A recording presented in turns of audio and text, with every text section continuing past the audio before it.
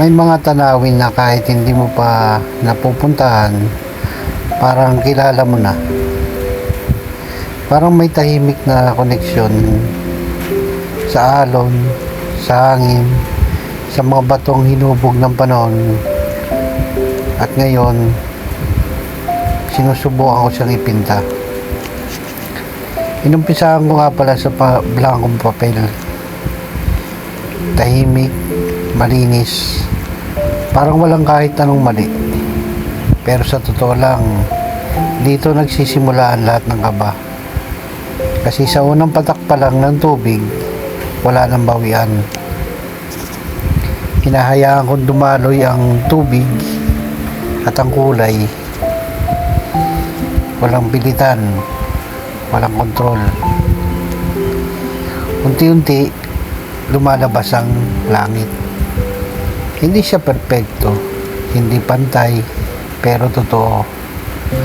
At minsan, sapat na yun. Habang kumakalat ang kulay, naaalala ko kung bakit ako natakot noon. Takot na magkamali, takot na di maganda ang kalabasan, takot na baka hindi ako magaling. Pero habang tinitingnan ko tong papel, naiintindihan ko, hindi pala kailangan maging magaling agad. Unti-unti kong binubuo ang dagat. Mahinahon lang, kalmado. Parang paghinga. May mga parte na masyadong madilim, may mga parteng kulang. Pero hinahayaan ko lang.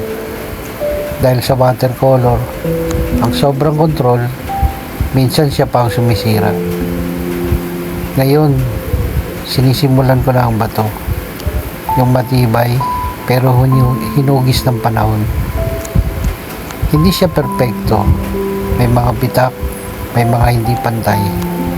Pero doon siya nagiging maganda. Habang nilalagay ko ang bawat detalye, napapaisip ako. Ilang beses na ba akong tumigil dahil lang sa natakot ako magsimula. Ilang pagkakataon na ba ang lumipas na pwede ko sanang sinubukan. Minsan hindi naman talaga kakulangan ng talento o gamit ang problema, kundi kakulangan sa lakas ng loob. Basta magpahid ka lang na magpahid, dahil doon lumalabas ang anyo. At parang sa buhay, kailangan din ng dilim para makita ang liwanag. Unti-unti, nagiging mas malinaw ang eksena. Yung mga bato, yung dagat, yung langit. Hindi man eksakto kapareho ng nasa isip ko o sa nakita, pero may sarili siyang kwento. At siguro mas okay na ganon. Naglalagay ako ng konting kulay sa mga halaman, mga maliliit na detalye na nagbibigay buhay. Dito ko mas nararamdaman, hindi mo kailangan magmadali.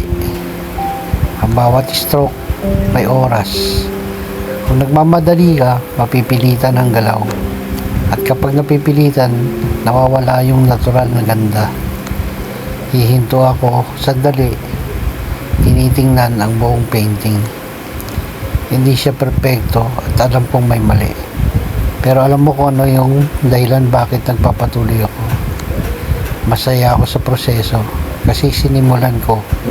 Kasi hindi ako tumigil. Kasi sinubukan ko. At minsan, yun na yung pinaka-importante.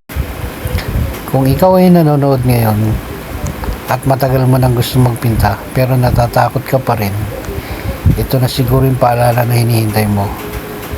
Hindi mo kailangan maging handa, hindi mo kailangan maging magaling, hindi mo kailangan maging perpekto. Ang kailangan mo lang ay magsimula. Kahit isang stroke lang, kahit isang patak ng tubig. Dahil sa bawat araw na hindi ka nagsisimula, lalo lang lumalayo yung gusto mong marating.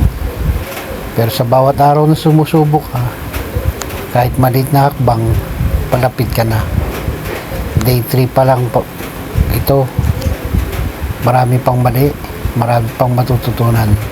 Pero tuloy-tuloy lang. Dahil hindi naman ito tungkol sa pagiging perpekto. Ito'y tungkol sa pagiging totoo. Sa sa sarili mo, sa proseso, at sa bawat araw na humahawak ka ng brush. Unti-unti ka nagiging mas magaling. Hindi biglaan, hindi rin overnight, pero sigurado.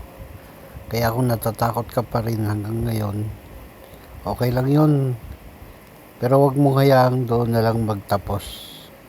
Humawak ka ng brush, magpatak ka ng tubig, at hayaan mong mangyari.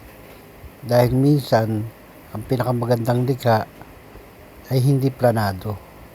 Ito yung mga nabuo. Dahil naglakas loob kang subukan, hindi perpekto, pero totoo. At bukas, sumubok ka ulit.